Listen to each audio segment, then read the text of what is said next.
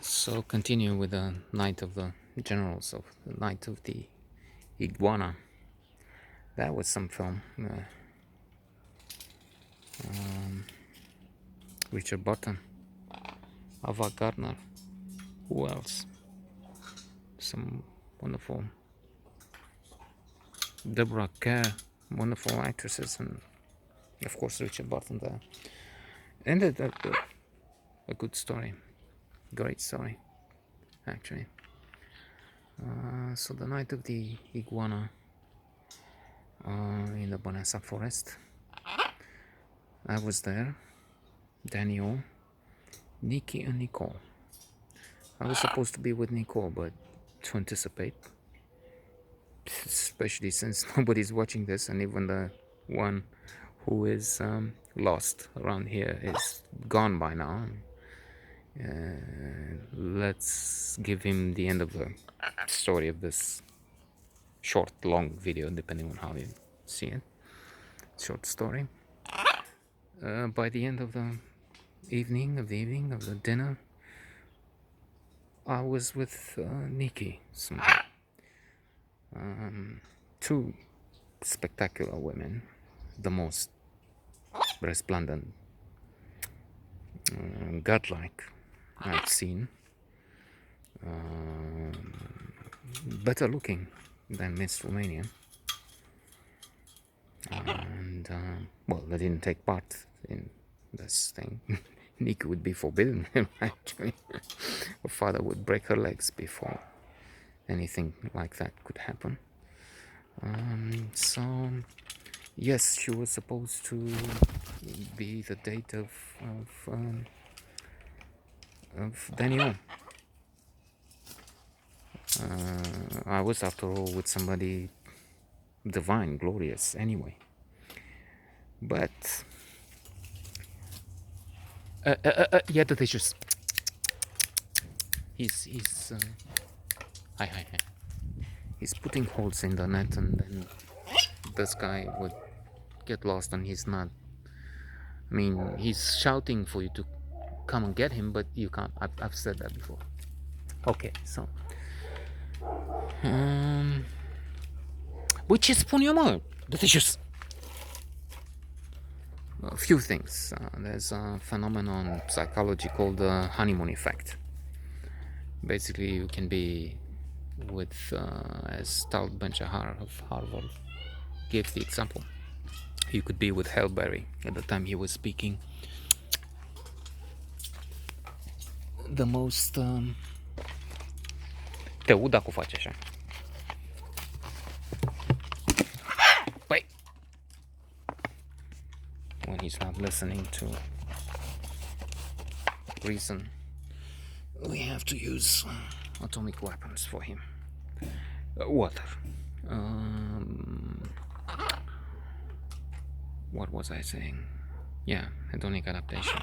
You could be with Hellberry, but about 2 years into the relationship, you find that new beats spectacular, beats the number one in the world. You're looking for something new. It doesn't mean all relationships are broken. We have people married for decades, and that's fine. That's something else. They've read, they didn't, but they just apply the 7 principles of making marriage work. John Gottman, the ultimate expert, the man who has a 95 or thereabouts percent accuracy rate. He can walk into a restaurant and listen to a few minutes of conversation, and then he knows these couples will stay together, the others won't. So there is also, I'm sorry, the Coolidge effect, the anecdote. I think I've mentioned it, but then there's a different audience for this one, I gather, for this video than the other one. There's one different person looking now, inshallah, and a different person watched. Again, God willing. So President Coolidge went to a farm with his first lady, and the first lady saw rooster having sex with various hens, and how many times, she asks. The answer is a very big number, 80, 120, I don't know. And tell that to Mr. President. The president finds out. Okay, is it the same hen every time? No, it's always a different hen. Tell that to the First Lady, Mrs. President. So there you have it, Coolidge effect, a different hen, this tendency. That was part of it. Oops, surely. The other thing was an argument I made with Nicole later. Look, you're going to Germany anyway, so this has a definite end in time anyway, and that end in time is not when I say so, or it has never been my choice, dependent on me in any shape or form. So, in other words, if you're going away when the passport comes, or the guy is here, or I don't know, it's not up to me. She was again. I'm sorry. Supposedly this is my story, and it's following some sort of a timeline. It doesn't. It's fragmented, but then again, it's not like the same viewer or huge number of viewers are just waiting on the edge of the seat for the next episode of The Young of the Restless, Game of Thrones. If only. Seen a Italian movie. Magari. It's like our Magari, if only. Recently. So, yeah, I'm assuming Mans Noala, that's somebody who knows. I just mentioned yesterday, but well, maybe he didn't. She didn't. She is not there, which is a problem. Jordan Peterson, I'm listening to 12 Rules of Life, or For Better Life, something. And we need to tell the story to someone. If we don't, we go mad. So, in a way, I was right. Without thought, before reading this, I did the right thing in trying to tell someone, fictional, non-existent, but potentially there, about this and other things. Yes, so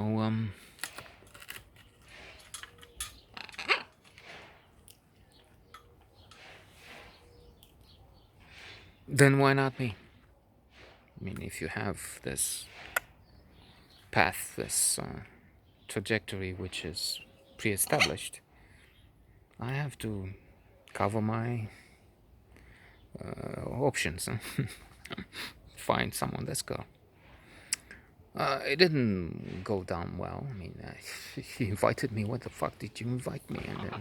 But so we liked each other, Nikki and I, and that was evident. So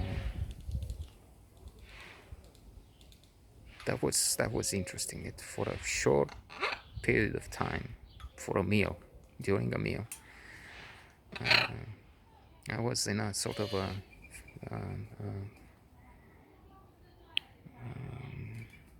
theoretical spiritual threesome. I came and I was the friend, boyfriend, well, lover, l'amant. I mean, she was with someone else, Nicole, again, so that makes my attitude towards her perhaps a little less unethical and immoral, given that she was with someone else at the same time.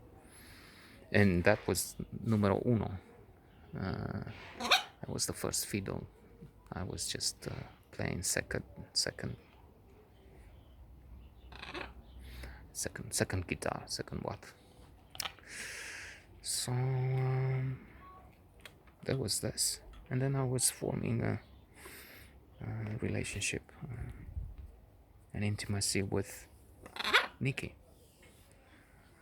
So we will move on to Nikki and that story a little bit, or maybe finish with Daniel. Let's finish with Daniel a little bit. I mean, it will have to go a little bit into the future, and then stop this alley. I don't know if it's a bland alley. It had something on it. It's not like one of those paths. You take a few steps and there's nothing. It was something on it. Towards Daniel, I was clearly immoral, unethical, an asshole, connard, enculé, whatever. Whatever I said, I have to stop that. Because he was supposed to have access to this wonderful girl. And I walked into the bath and said, well, I didn't say it, but I grabbed it. The opportunity for me. So instead of moving on the side for Nikki, I will stick with the Daniel story now, because I started with him. I realized Nicole has to be explained to some degree, because then we come to this point where I do something really bad to Daniel. I would pay, indeed anticipating, because following this track now, later on I said that I would pimp for him, which is not really, I mean, it's not a confession that I came to him and said, look, fella, I have these women here, a red one and a dark one is $200 for the hour. No, that was a joke. And then an admission to guilt. I mean, that's mea culpa, putting cinder blocks, putting ashes into my head, as the saying goes here. In that, yes, in many ways it was immoral. It's on a spiritual level, it was in no way a categorical imperative. It wasn't, again, selling human traffic. I would call girls, I didn't have time, okay?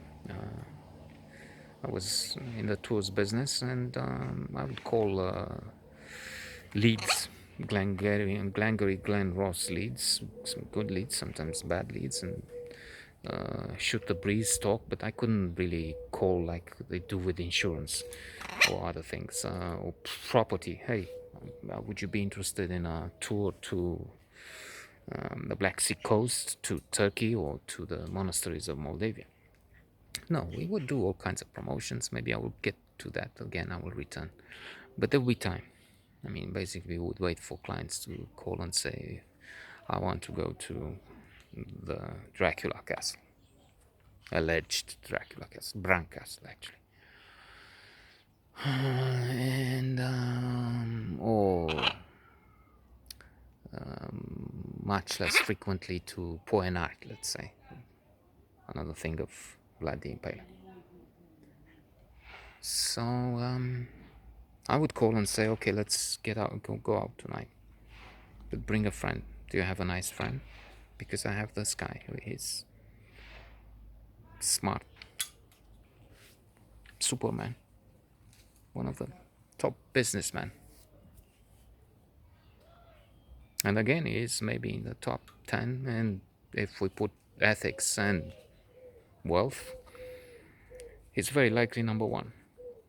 I mean, we have others richer than him, the mustachioed fucker, but that's not, I mean, if you look at the ethics, the way he made the money, goddamn idiot. I'm not talking Daniel. Daniel is, again, should be number one. If only. Magari. We'll continue tomorrow.